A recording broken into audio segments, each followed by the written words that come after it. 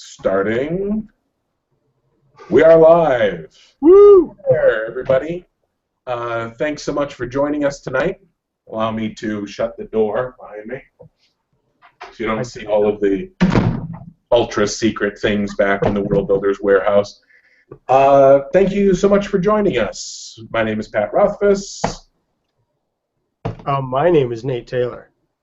You may remember me from such films as Johnny, Where's My Hat? And Uh-oh, Phlebotomy. Oh, man, you've had more caffeine today than I have. We are just doing kind of an informal hangout here to talk about the art that we did together for, you can tell I'm really prepared here. I don't have a copy of the book handy to hold up. Oh, there should be like 5 right here next to my desk, but they're not. They're all downstairs getting drawn in. I'm quite literally in a warehouse full of the books in the Slow Regard of Silent Things. And also the posh British version, and in many other countries as well. So I've got some questions that people have already asked. We're encouraging people to also ask questions over on Twitter, if you're one of the Twitterers, using the Geeks Doing Good hashtag. That's the hashtag that we use for all of our Worldbuilders fundraiser stuff. This is a part of the Worldbuilders fundraiser, and this is actually our $250,000 stretch goal that we were going to make time to get together and finally do this. So, because a bunch of geeks were awesome and wanted to make the world a better place, that's what we're doing today. If you don't know what Worldbuilders is, you're fully capable of Googling it, or you can follow some links in the description below. Anything you want to kick off with, Nate, or should we jump right into questions? Let's jump right in. Give the people what they want. Yeah.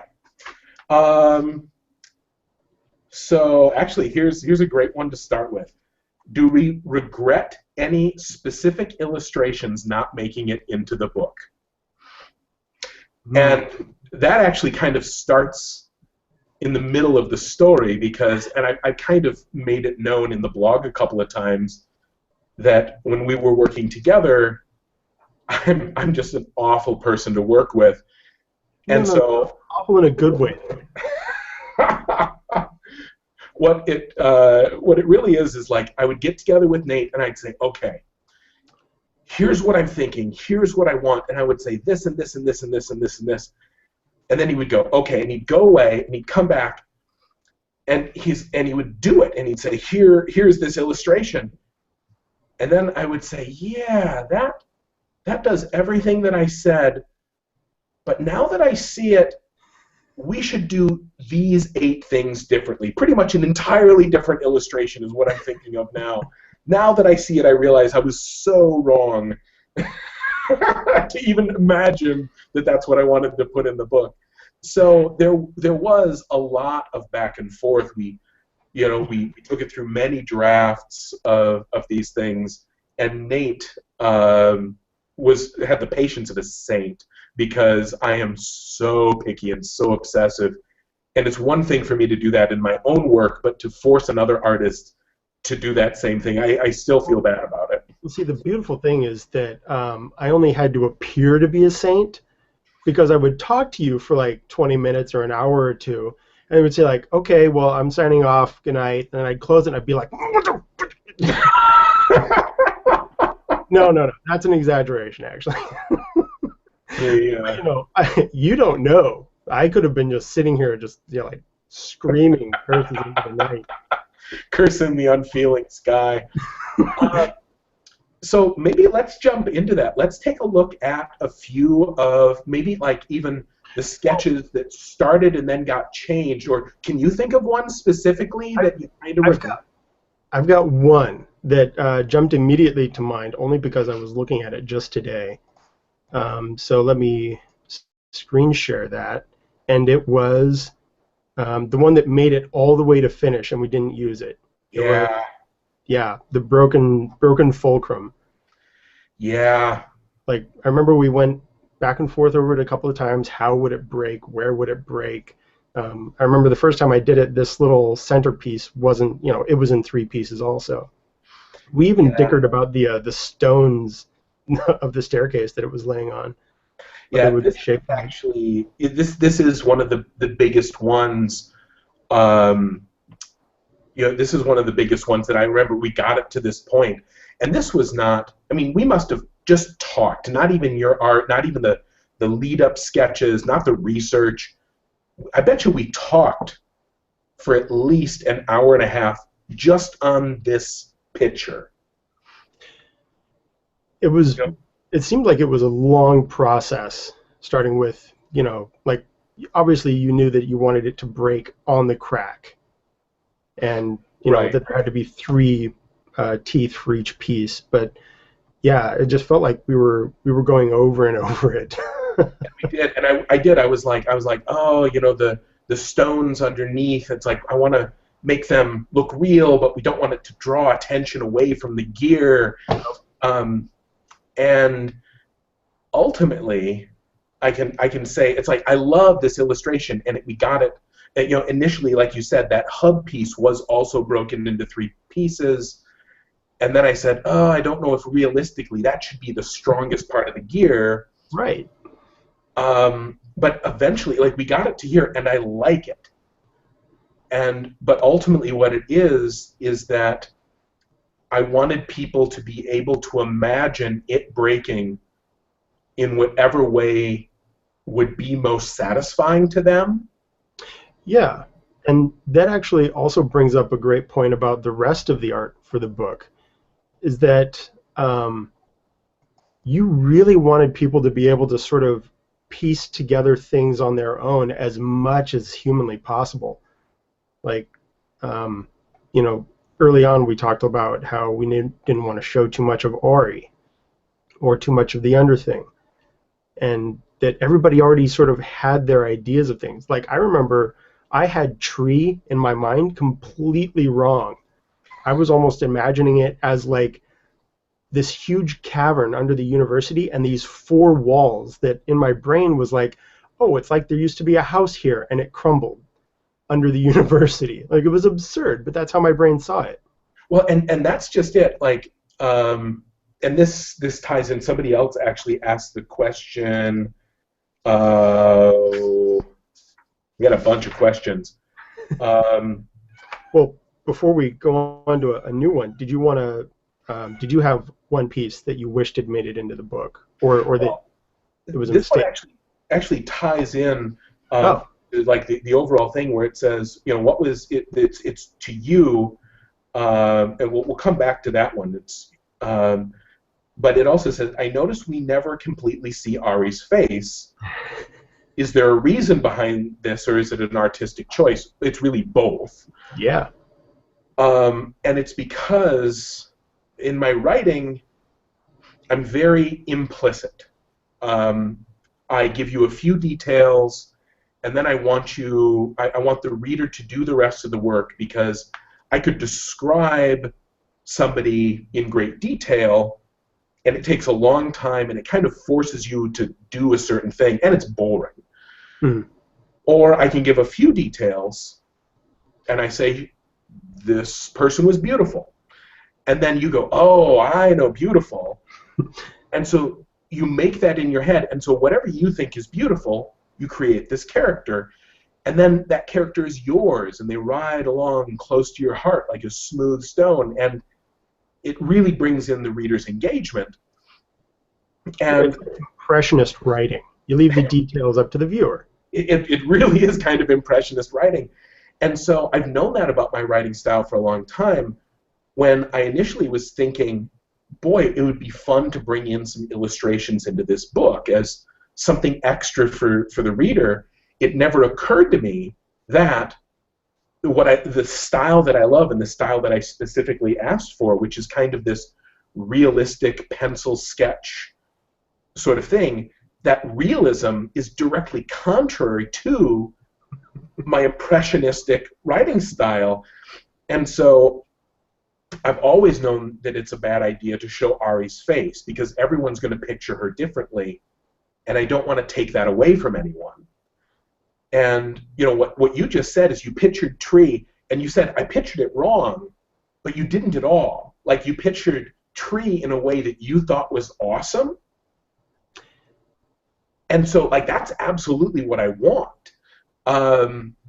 Well, I should say that I probably pictured it incompletely. Like I didn't really understand the underthing the way that, because that was when I mean, like she goes to tree within the first 15 pages of the book, and you don't really get the whole length and breadth. Like this was before you had this section where she gets into the wrong place, and she's like all tight and cornered in, and so I didn't even think there were places like that. So it was an incomplete idea. Yeah, but you know, and eventually the problem is that I started to say, okay, we can't show Auri at all. You know, and so, you know, right? Spoiler alert: we're really going to be talking about this story. So if you haven't read it, you don't want it wrecked. You should get out of the hangout now. This will be archived for later. Go read it first.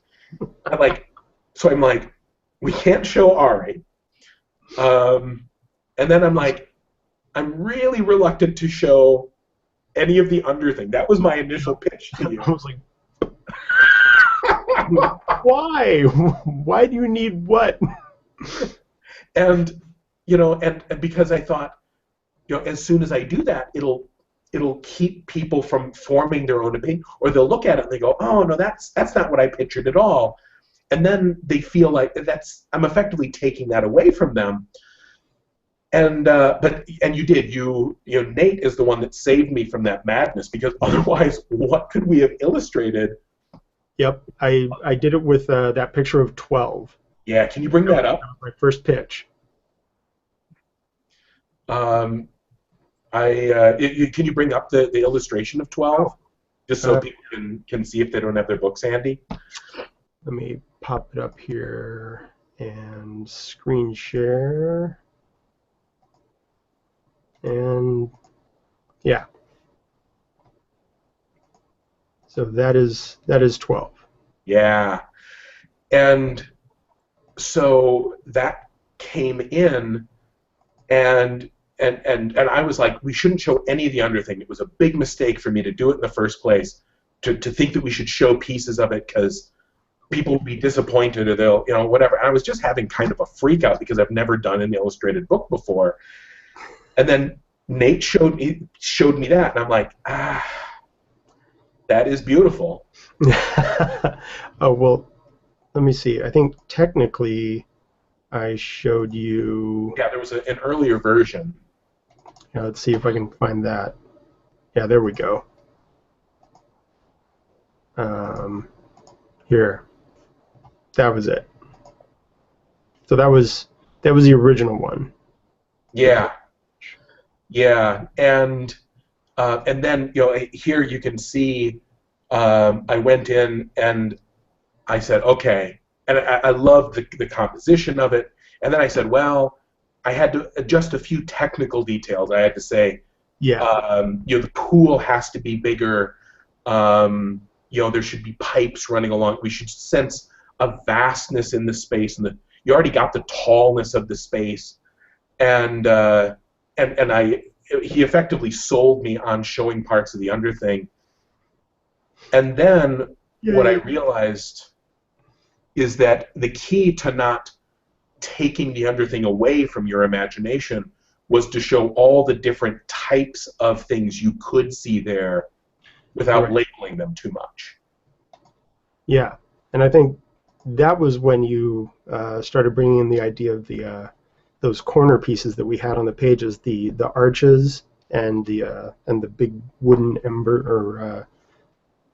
big wooden braces. Yeah, that's where I really started to figure out what I wanted to do with these pages. And if I'd had another, you know, infinite amount of time to work on the book, I would have done more and more like this, you know, where, you know, it's making, you know, and this is where I first started to figure out what I really wanted to do with these illustrations. That was great, and that was a real pivotal moment too. Yeah, but I didn't want people to walk away from the book thinking that the underthing looked one particular way. Mhm. You know, which is why, you know, here we end up like with this like huge Gothic arch. Yeah. Um, and then in another place, um, you know, then you end up with this huge, weird, I don't even know what you would call this, you know, like where does this show up naturally underground? Oh, Um, the 12. Yeah. yeah.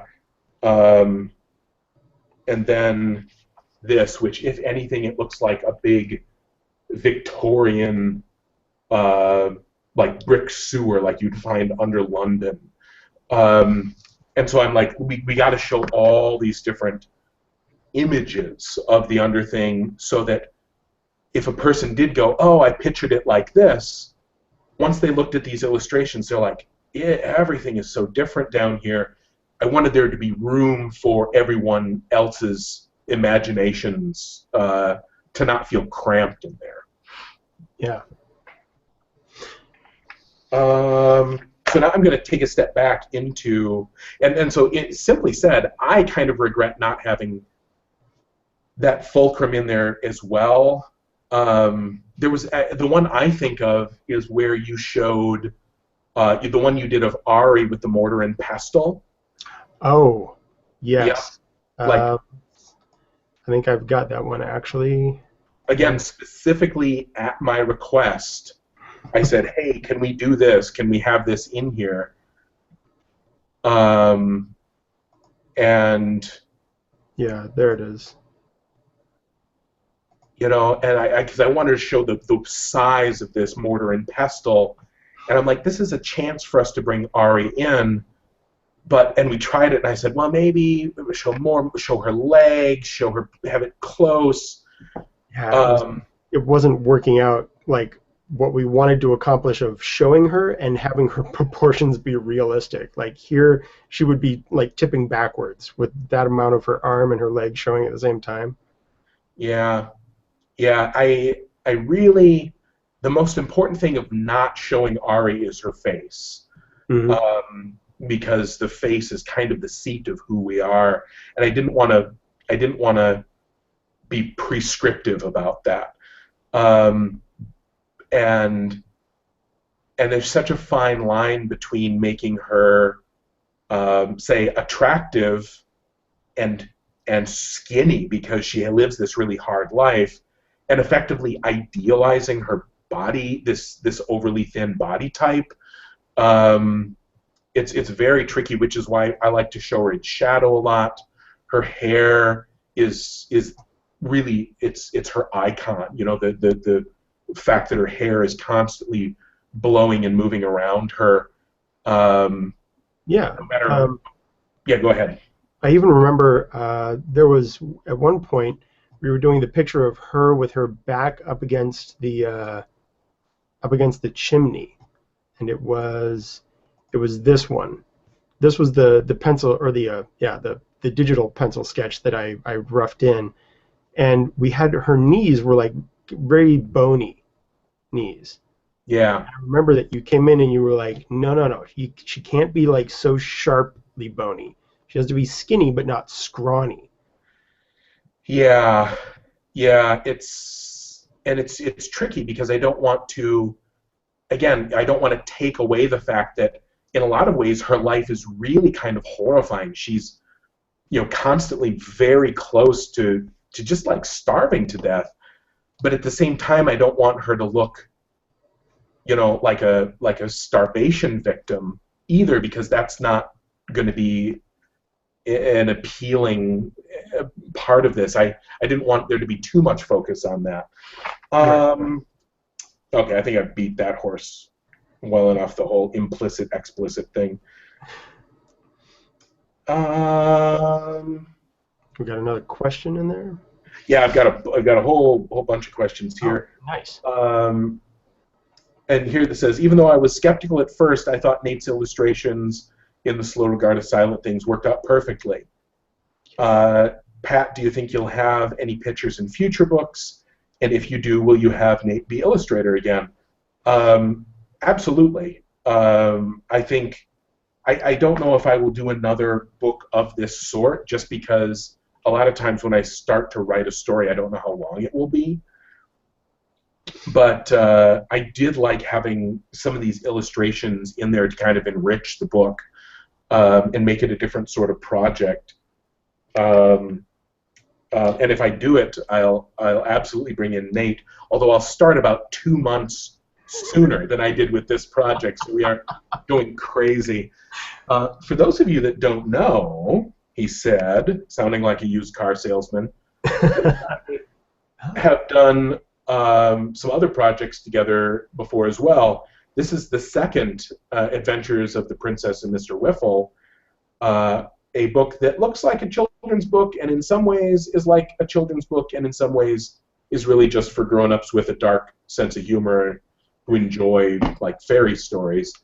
So we have worked together in the past on this stuff, and we will continue to do so in the future until Nate gets sick of me.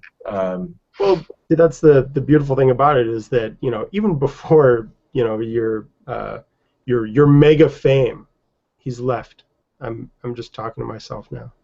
No. No, even before that, you know, I loved drawing your stuff from the books. Like, you know, it's always just so imaginative and creative. I think the first thing that I drew ever was at WSU. I drew a picture of an ADEM because I think we were role playing, and somebody may have been one. Maybe I was, but yeah, it was. Man, I could go back and find that.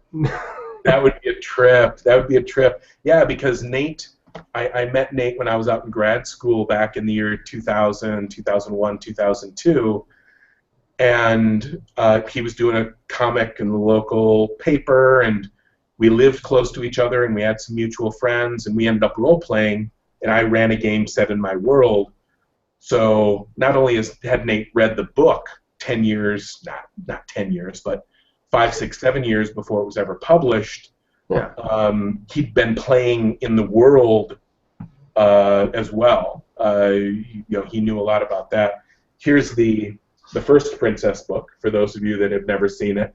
I'm so proud of how it turned out, and the lion's share of why it was awesome is Nate.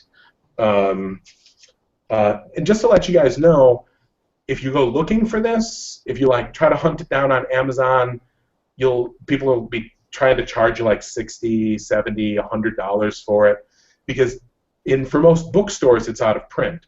Mm-hmm. Now, let me say, we personally, Worldbuilders, me, Pat Rothfuss, have kept it in print. We've printed our own copies, and we're selling it for the original cover price, except we sell it in the Tinker's packs. I'm gesturing like this because that's our warehouse back there. And if you buy it through the Tinker's packs, it's way cheaper than you'll find it on Amazon or from a specialty collector. It'll come signed. It'll have the special "This shit is not for kids" sticker on it. And in addition to Nate getting a piece of the action, because, you know, artists deserve their royalties, all the rest of the money goes to Worldbuilders, which is our charity, which supports Heifer International. Which is even more awesome. It's pretty awesome. I will admit that I'm very proud of the work that Worldbuilders does. Okay, we've got some questions in this sidebar. I will admit I've never used this Q&A thing. Have you thought about mapping the Underthing in its whole complexity? Ooh. Did we ever talk about that, Nate? No. No, I thought you did draw up something once, but nothing specific. It was only simply that, you know, rubric is a big curve, and, you know, other little things, but very disjointed, and I think you do that on purpose. I did. We could have done a map. I actually have a long list of everything that's effectively canon, showing like where you can get to from where. Now, it's not like it's on a piece of graph paper. It's almost like a series of interconnected flowcharts. Somebody actually sent me a picture where they had done the same thing, except they had done it graphically. They're like, here's rubric, and then lines are going to rubric from everywhere that they knew people that Auri had gone to or from rubric in. And so it was like a big spider web of just like black and white, it was a concept sketch. Oh, man, that is awesome. Which was pretty cool. But I don't want to do that map, partly because the first question in my mind is, who drew this map? It's like, Auri did not draw this map, so it should not be in this book. Oh, yeah. So you've got that whole, like, meta storytelling thing going, where you're like, no, maps don't just exist. Someone has to make them. That's exactly it.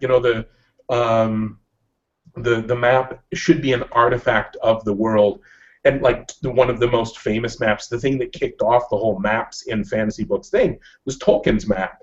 And the reason they had that map in The Hobbit is because it was not because he was a geek for maps, it was a part of the story. Right. That's why it belonged in there. Stand by the gray stone when the thrush knocks, and the last light of the setting sun will shine on the keyhole. And it was like, it was an artifact from the world, but I didn't want to actually put in a map of this for the same reason that I did not want to illustrate too much, because the Underthing should be a mystery. And if I take all of that mystery away, I've ruined something for you. Without the mystery, the Underthing wouldn't be the same. Well, right. I think in book 1, when Kvothe was first going through the Underthing looking for a way into the archives, and he described like these huge cavernous areas with these ancient machines in them, and then one spot where it's so narrow that he almost gets stuck. Yeah. That basically did it for me. I was like, I got the Underthing, no worries. Says here, are there Easter eggs hidden in the illustration? In the illustrations, I would say all of these have been created very specifically and with intention, and I know way more about the world than you guys, and so does Nate, and so yes. I did have one person ask me, like when she saw the picture of the moon going behind the clouds, and the clouds are very, billowy, ink hatch marked, and she was looking at it very closely, and she said, "Did you hide anything in here?" Oh. I said, "What, you mean like a highlights, hidden pictures thing?" She's like, "Yeah." I'm like, "No, there's no candlestick or old man's face or anything." And she's like, "You should have. You should have done it in all of them." I was like, oh my gosh, that would have taken me another month probably. I would have been pissed if you would have like Disney'd me and like put a dick in something.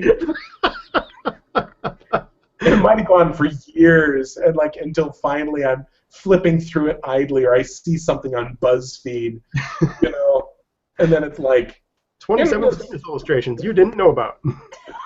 Right, I'm like, Taylor. No, I actually am very sensitive about not doing those things, even accidentally. It's like, hey, where's the other end of that knife? Oh. Yeah. Favorite parts of the Underthing? The question is, what are your favorite parts of the Underthing? If I had to pick, I'd say that one of my favorite parts of the Underthing is Black Door. Ooh. That's all I'll say there. You son of a bitch. How about you, Nate? Did you have a particular favorite for whatever reason? I actually really kind of like Mantle. It's just, her little home base. Everything that she needs is there. It just, whenever I read about it in the book, it always feels very warm, inviting. Not like a well-organized bedroom, but more like, I don't know, somebody's favorite hiding place in the cellar. Like when you were kids and you would pile all your blankets down under the stairs or something. It feels very much like that, and so this is kind of my favorite. I would love to draw it in more detail. Yeah, and even once we decided, Nate sold me on the idea of doing illustrations of the Underthing, I declared certain areas out of bounds. And the first most important one that was out of bounds was Mantle, because it's so important to Auri that it, I needed you to be able to imagine that as it was appropriate in your head. I would like to draw the door between Mantle and Boundary, though, at one point. Like the big iron door. Is that not in Mantle? Oh, it is. It absolutely is. Did you draw that once? I sketched it. I'm not sure if I ever showed it to you because I didn't do a good enough job. It did not look impressive enough. I do think, we definitely need an Eldritch portal of some sort. Speaking of, and because I see another question here that says, what's the hardest illustration for us to leave out? We had the illustration where she was about to go out into the forest. You remember that? Do you have? Because we did so many versions of that. That one we abandoned for a couple of different reasons. We were very illustration heavy. There was a perspective thing, and there we go. Yeah, we did a bunch of versions of this. Yep. At one point, she had her arm up on the grate. Another time, and it was just that we were trying to include her, the grate, a distant shot of Haven, the moon, and the forest, and it all had to be in there. Yeah, and because I'm not terribly graphic-minded, in my head, I would go, okay, I know exactly what I can see all of these things in my head. So, why can't? Well, that's because you can't do a panoramic shot in a page of this shape. I did try. I wanted to take advantage of Nate's style to show very precise things when we could. Do you have the page for the chill well? You mean the one that we ended up using in the final version? I do. Let's see. It would be under... Because I know a lot of people wouldn't understand exactly what that was. I mean, if you don't have a refrigerator, you don't have refrigeration, how do you keep your food cold? Things that need to stay cold. And, having a constant source of water that's coming out from deep underground is going to be cold. And so we toyed with showing different parts of tree many, many times. And this is one of the ones where I bet you we had to have done 6 versions of tree. We did, let me see. Well, from this perspective, we did 3 versions. Right. Zooming in, at first the first sketch I showed you. Can I show that one? Yeah, please. Okay, so let's see. It's that was my favorite little thumbnail that we never got to use, which is okay. Well, and the thing is, I really dug it. Yeah. And I loved it as an interpretation of tree. But then we ran into the difficulty of how are we going to portray Auri? Mm-hmm.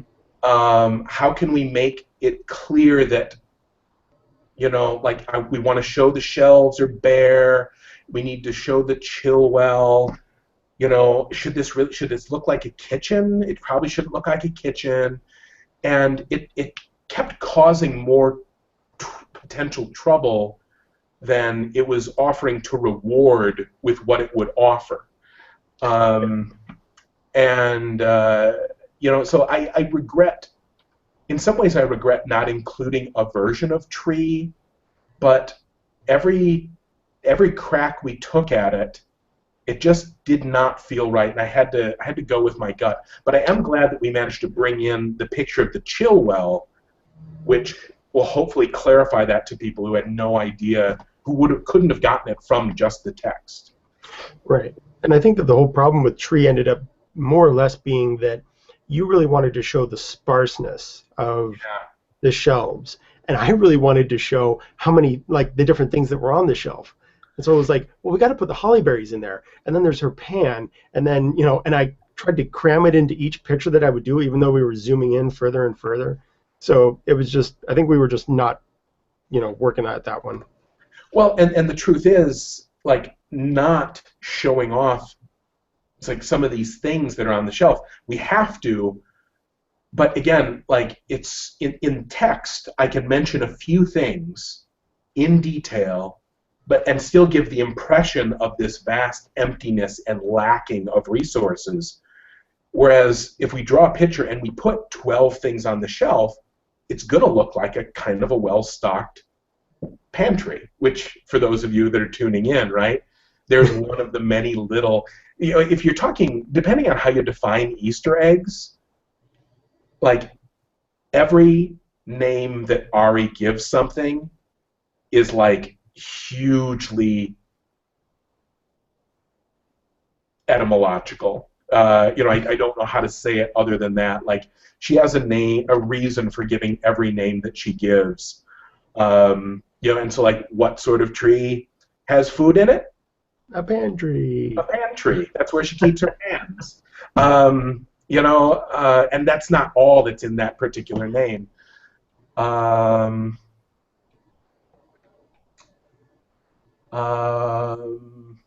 Which Cards Against Humanity card best represents Kvothe, Bast, or Auri? Oh, that's all you. We're getting ready to do an auction of a bunch of Cards Against Humanity stuff. I've been pretty good about keeping this hangout clean, so I don't want to clutter it up with cussing. So that makes it hard to mention any of the really good Cards Against Humanity cards.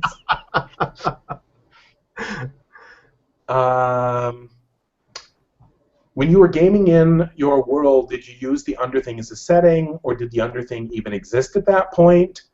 It existed. I think you, when we were, at least when we were gaming, you threw us into Modeg, I think. You guys were in the Small Kingdoms for a while. Yeah, no, actually, you weren't in Modeg. I hadn't developed Modeg well enough. Or if I said it was Modeg, it was not the Modeg that exists now. Okay, it felt close. But you guys were definitely in the Small Kingdoms, though. Right. Yeah, that's where you guys... I've tried to run that game again, and I've never been able to make it work as well as it worked with you guys. That's because you didn't have Pat Johnson. Patch. Oh, speaking of, like, we should do a product placement here, right? Your Kickstarter is still running, isn't it? Absolutely. Okay, so yeah, we're doing a Kickstarter right now. Our mutual friend Pat Johnson, who's actually the person that we knew, who, you know, like, I knew Pat from way back, Johnson, and Rothfuss met him in the English department, so that's how we became friends. So Pat Johnson and I developed a comic strip called Coming Distractions that we ran on the web for, I'm going to say off and on, for about 7 years, because we would both get sidetracked and then come back to it. And so we finally collected all the strips into a book, and we're kickstarting it. We've actually passed our goal in the first 24 hours, which is just mind-boggling to me because this is my first Kickstarter. And we're sitting just over double our original goal. But yeah, they've got a couple of exciting stretch goals that we've got set up, and I really want to do them, so I'm hoping that we can pull together in, like, I think we're down to the last 8 days. 7 or 8 days. It's fun stuff, people. If you enjoy comics, movies, humor. Movie-oriented. Movie-oriented. If you like things that are awesome, you should check out this Kickstarter, which you can find by Googling... Coming Distractions, Pat Johnson. And maybe we'll drop a link to that in the archived footage. That's a good idea, actually. In the, down there, right? The whoopity-whoop. down John Green says. below my beard, right? Um, uh, da, da, da. I heard rumors. Oh, we have a British person because the rumor is spelled with a U. Moors. A rumor. It's a much more posh rumor than we have here in the States. I'm not mocking. I actually tend to put U's in all of those words too. I get it in my emails. My editor takes it out. You're not British. Color doesn't have a U. You know, you're following soccer and drinking tea. I heard rumors that Fox not brought, the television rights for the Kingkiller Chronicles. It wasn't really Fox. It was a different thing. And but yeah, I have sold the option to it. It is in development. Can I give the eager fans any information? No. I can say it's in development. Things are happening that I may not speak of. But like truthfully, right? Don't be holding your breath. Odds say it's smart money says it probably won't happen. If it does, we'll see what we get. And as soon as I can share the news, I will on the blog. Do I think the Kingkiller Chronicle would work as a graphic novel spin-off? You know, that's one of the projects that Nate and I have kind of backburnered, is the full version, like the graphic novel version of The Boy That Loved the Moon. Yeah. Yeah, which I would love to do that because the full story never made it into the book. We've already done some character development. I think I did the first 2 or 3 pages were done just as a mock-up. Yeah. I would like for, like the Kingkiller Chronicle, like the entire thing.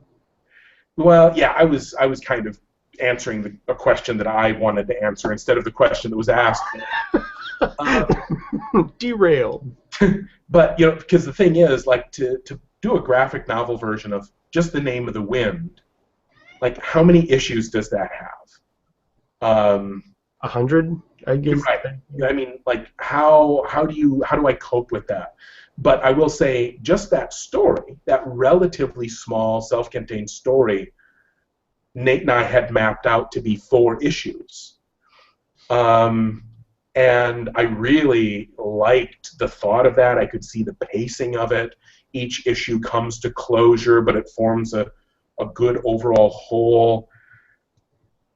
But it's also really made me realize that, like, how on earth, you know, what do I cut? What do I cut or ignore or skimp on to get The Name of the Wind into, say, 12 episodes, effectively? Well, you know what? You already did it once. We turned Name of the Wind into what? 30 panels for that recap? Yeah, that's right. That's right. Hey. Speaking of, let me right now, like, get on your calendar. We'll need to do one of those for when Doors of Stone comes out. Oh, okay. So I'd love to do it. What Nate is referring to is the comic before Wise Man's Fear came out. I wanted to provide a summary to bring people up to speed who didn't want to go back and read all of The Name of the Wind like you should before you read the second book in a series. And so we did a series of comics. And of course, that's another classic Rothfuss moment where I hit you up like 2 weeks ahead of time. What? No, it was 3 days. And what was great was I was actually I had gone back to school to go to a few more classes, and I was in the middle of some projects, and you were like, "Can you do this thing for me? I need it in 3 days." I really don't know, and you were like, "I will give you money." Like, okay, yeah, no problem. I did, yeah. So let me mention this more than 3 days ahead of time. I would love for one of those to have one of those for The Wise Man's Fear before Doors of Stone come out. Luckily, you have a little bit of time. Thank Um, God. uh, Oh, the audiobook does not come with illustrations, I'm afraid. yeah, I don't know if I don't have the audiobook. I know we were going to try to include like a digital file on the books. I mean, Really? That's awesome. well, I think so. And for all I know, it is there. Um, for all I know, it's there. I have not plugged that disc into my computer. But like that's the only way you can do the illustrations on a CD like that or an audiobook. Otherwise, it's just going to be saying, okay, so it's like it's light, it's dark, it's light, it's dark, it's light. You know, there's cross hatching. You can kind of There's a see hand. it, but not really. I'm really coy about that. And there's a book, but you can't see what it really is inside. You know, like that would be the worst job in the world, describing pictures in an audiobook. Oh, Pat. Oh, I would love to see more trunk stories. A book of short ones would be fantastic. I don't. It's not like I have a bunch of these stories in a trunk somewhere. I got some of my old, what is generously referred to as juvenilia, old stories that I wrote, but no. Maybe we'll do like a digital release of one of those, like my horrible high school novel, um, for Worldbuilders. Maybe our mid-season fundraiser. You can download my horrible high school novel, for $15, and the money will go to a good cause. I think Hank Green does that for Project for Awesome. every writer should expose their terrible first novels. Well, Jim Hines actually is publishing his. I think it's called like Curse of the Lair of the Spider Queen or something. I think I ran that D&D adventure. and and it is. It's kind of like based off his old role-playing stuff, and he wrote it when he was, in high school, and he's unearthed it, and they're publishing it, and I've got a copy. I've got an ARC copy, and I so want to read it because I love Jim's stuff, but he's annotated it too, like which is the only good way to do that because you can say, like, see this, boy, I thought I was being really clever there. You gotta kind of laugh up your sleeve a little bit at yourself when you do these things.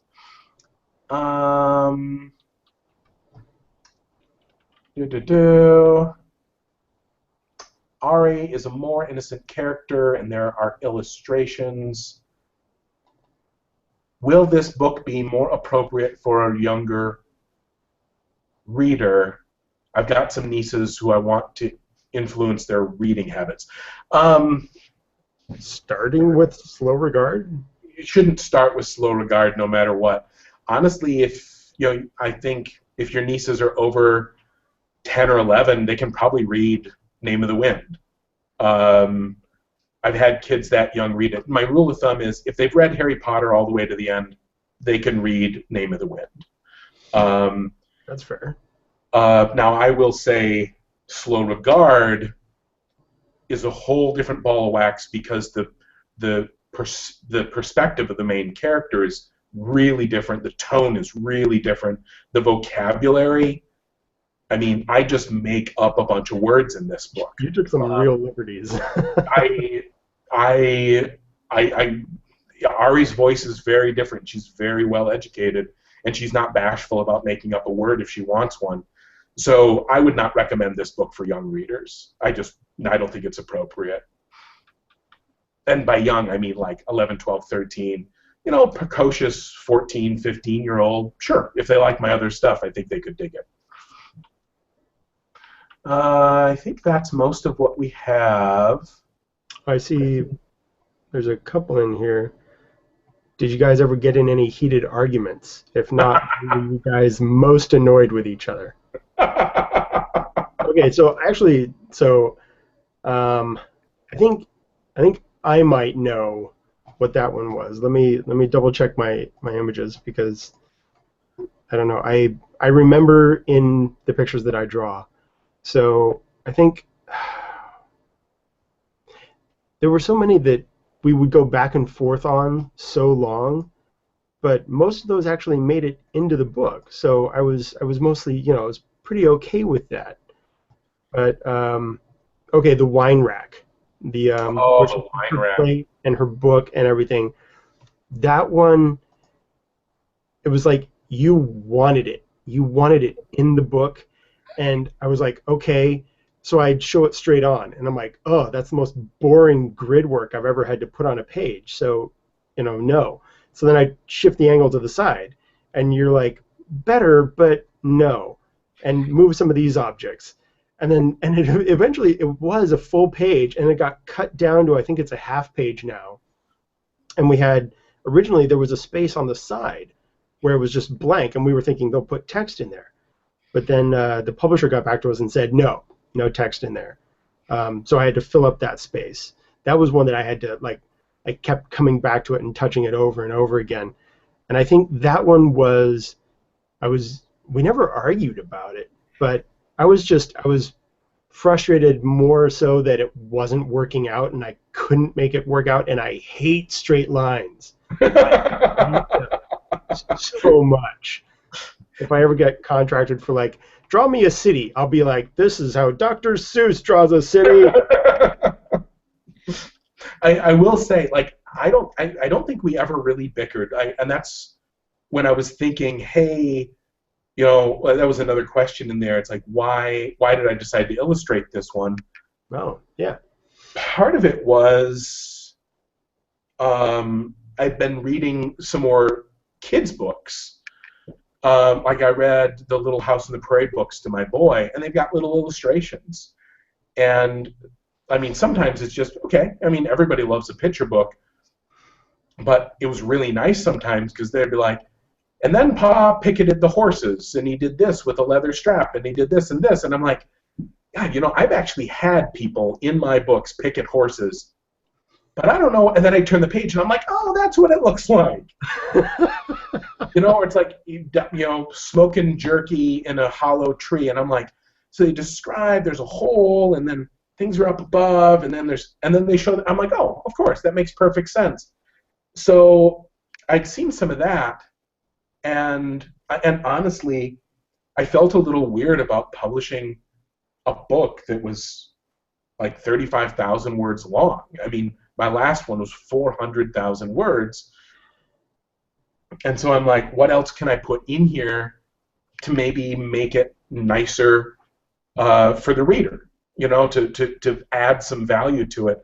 A part of that, I have to take my hat off to the publisher, where in a lot of ways what you have here in this book just does not get done very much in publishing these days. Like, look at this, these beautiful, end papers that fit the color scheme of the book. That's really nice. The paper quality is really high. This is a beautiful book. There's this. If you're not a dust jacket person, I never noticed this for a long time. But there's this sapphire foil embossed cover. It's actually just a beautifully produced book, which they did. The binding, is very, very good. It's not like a glue binding, or not just a glue binding. They took some real care and put some nice production value into this book. To also add value to it, because honestly, those of us that buy books these days, we're not just buying a story. You're buying an artifact. It's a thing that we love, and it holds a story, but it's just a story. I've actually become hyper aware of that myself. Yeah, just sorry. I'm relatively new into the publishing world. You've been there doing that for longer than I have, and I'm just constantly surprised by how much people, this might expose my own ignorance, but how much people love the books. And it blows my mind until someone said, well, a lot of these people, they don't spend their money on video games or, other things like that. They just buy books. And it's just, It's beautiful. Yeah. I Well, yeah, like Subterranean Press is one of the yes. sponsors of Worldbuilders, and they produce.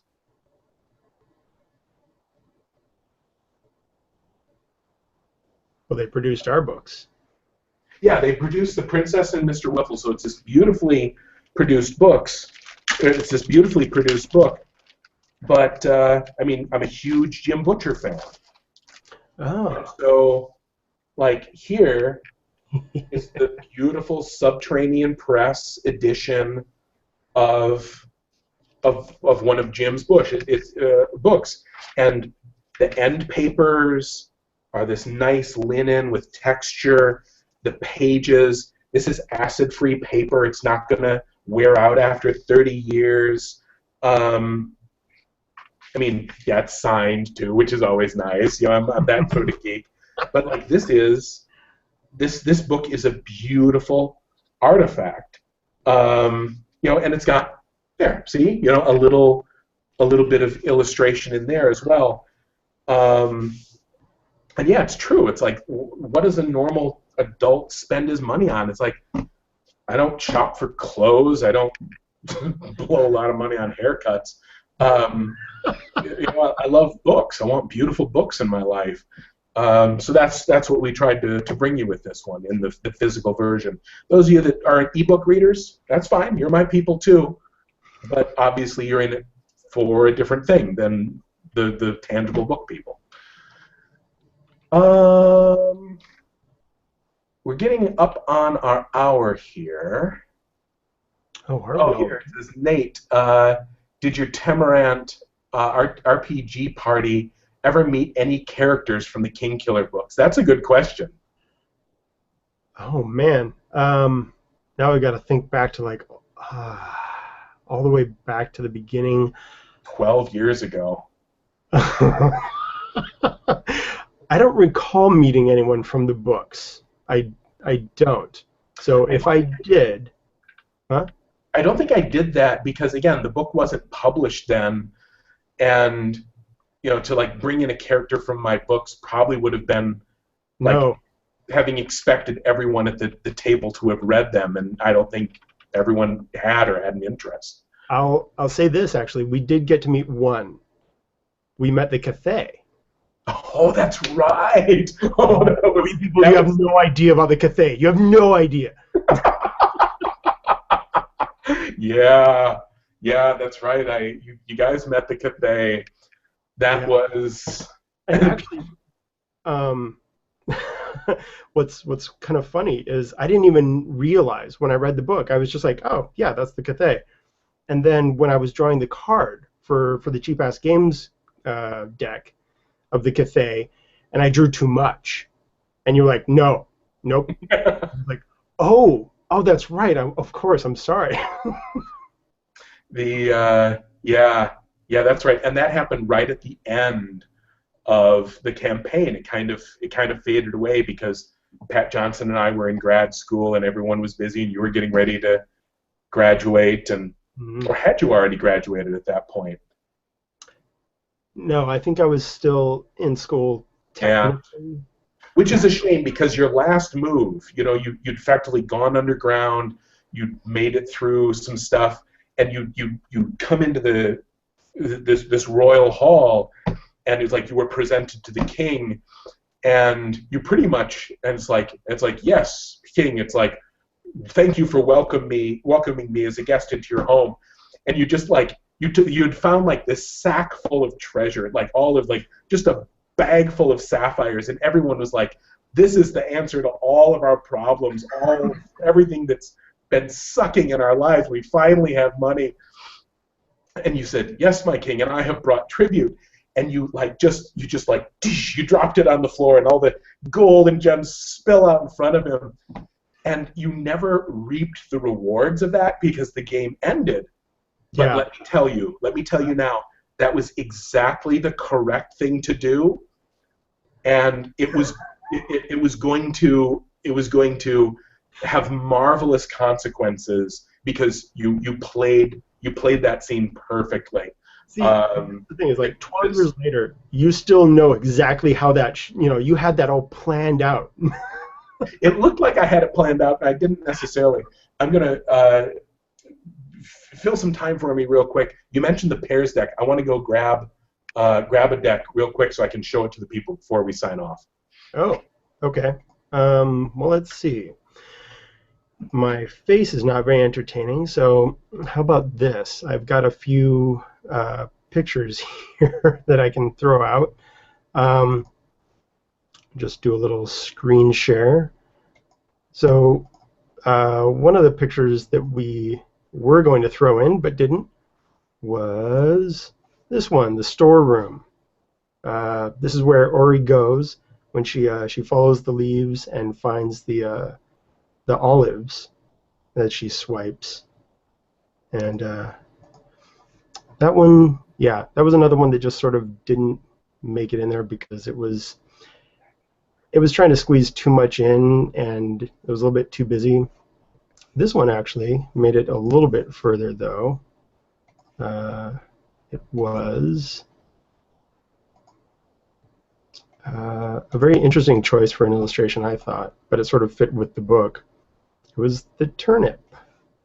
Yeah, from when Ori was out running around and she comes upon the farmhouse and the little the barn outside. And there was one little turnip that had fallen away from the rest and was, essentially there to be claimed by her little rules. Anything too out of place is simply up for grabs. And so that was an interesting one to do. Yeah, that's right. I forgot how many of these like hit thumbnail and we never. What would you say? A dozen? 20? Was it that many? I bet you. There's the gate. There's probably about of the ones that we never ended up using. I think there was probably about 15.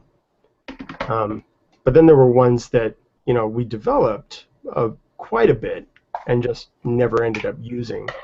Like, yeah. This was an alternate one for the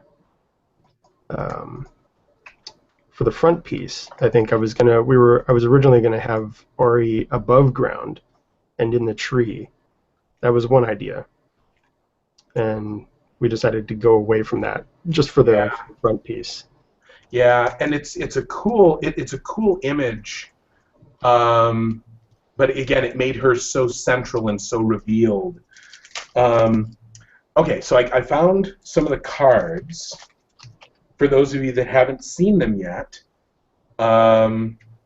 here we ran a Kickstarter, and we did with Cheap Ass Games, and Nate was the illustrator for 2 of the decks.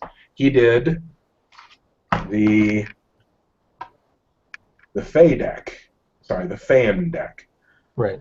And that hunka. That's some bass chest right there. And what he was talking about, when he illustrated the last card, this, speaking of Easter eggs, it's never specifically stated what this card is, because you would never specifically state what this card is. That's right. So yeah, we did, and there's some naked fairy lady for the rest of you who aren't into the bass chest. And I'll mention too that this Kickstarter happened and it has been fulfilled, and if someone had an online store and was, say, in the middle of a fundraiser and was prepared to launch, say, a Black Friday sale in his store, I bet you that would be a great time for certain decks of cards to suddenly be showing up in the store.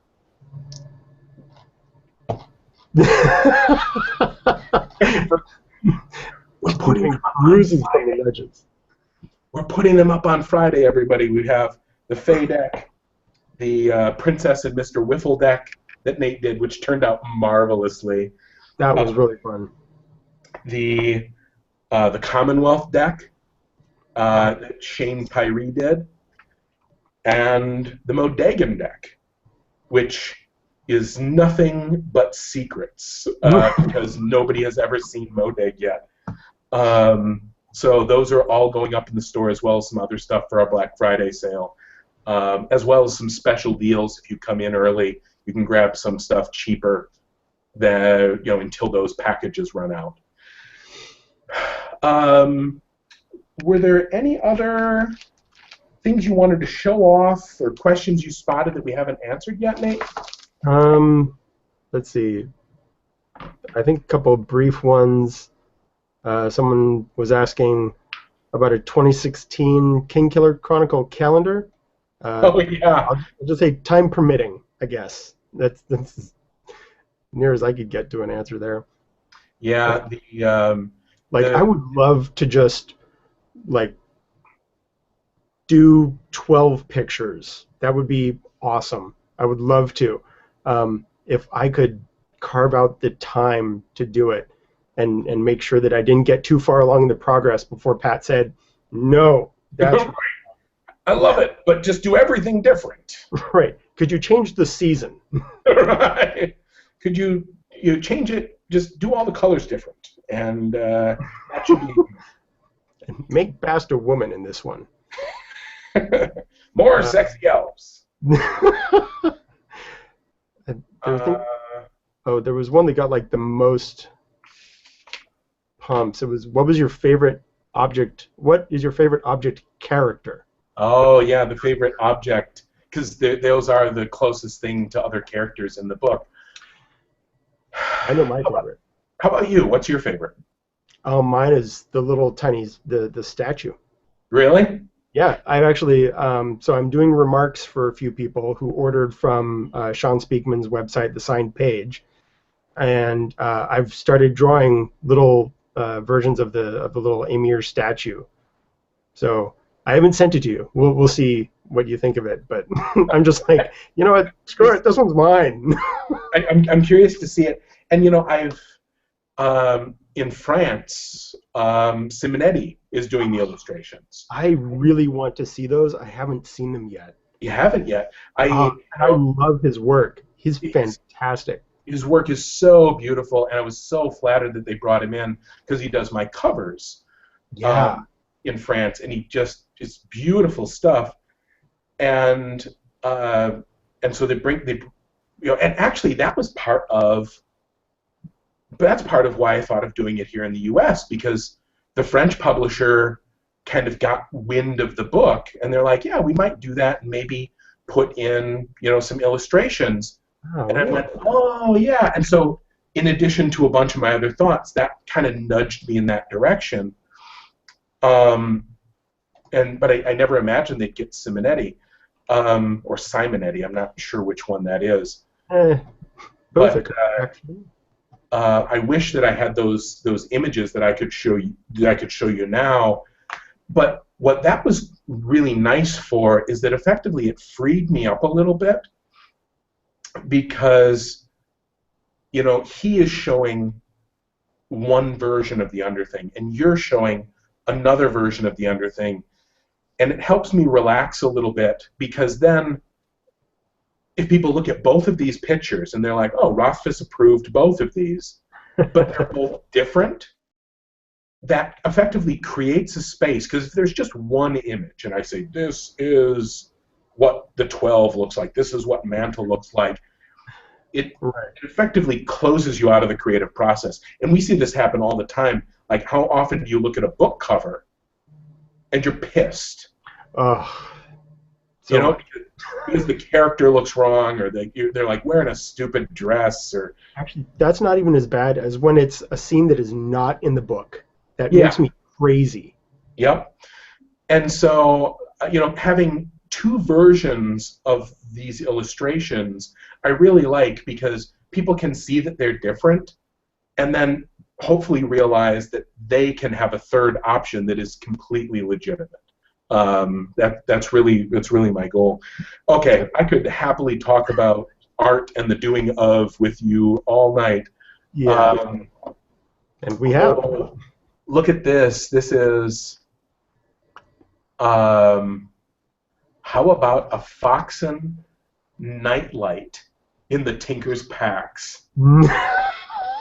That is so fun. I will have to think about that. That's kind of brilliant. Who thought of that's a cool idea. Yeah. Oh, and somebody else says, "Hey, everybody likes this. You should consider doing it more often." I love doing these hangouts as well. Thank you, Nate, for doing it. Thank you, everyone, for supporting Worldbuilders and getting us to the $250,000 mark. This was a stretch goal for Worldbuilders. If you haven't donated, let me make the brief pitch. We support Heifer International. If you go and donate on the Worldbuilders team page, all of the money goes directly to Heifer. We don't touch any of it. It goes directly to them to do good work all over the world. And I talk other places about how effective they are and how great they are at what they do. They provide food, clean water, better lives, safer homes, sanitation, education, sustainable farming. They help people to help themselves. And as a bonus, if like making the world isn't enough for you, we are giving away like literally $100,000 worth of beautiful books, signed stuff, rare stuff, limited edition stuff, stuff you can't get anywhere else, as well as games. We've had some game companies come in and donate things too this year. And you can actually go in when you make your donation and you can say, actually, I would just like books. I just want to win books. I just want to win games. Oh, I'll take both. You know, either or. I'm happy with books or games. So, you know, this is the time of year we're heading, like we're on the cusp of Thanksgiving. Tomorrow we are all going to be huge, fat Americans, you know, with the exception of the person who put the U in rumor over there. You're British. You won't be doing that. But, you know, give it a think. If you're watching this on a computer, you are in some way very fortunate. And even if you're a poor college student, you're not poor the way that other people are. And 10, 20, 30 bucks can help change somebody's life forever. And for every 10 bucks you kick in, you get another chance to win all of this cool stuff. Stuff from Gaiman and George Martin and rare stuff from me in the lottery. Check out the fundraiser if you haven't already. Consider donating if you haven't already. We've got a bunch more stretch goals on the way. Stuff from Homestar Runner, stuff from John and Hank Green, stuff from Neil Gaiman. But those only unlock if people donate and we hit those donations. So thank you so much for making the world a better place. Thanks for showing up. I'll see you later. Bye.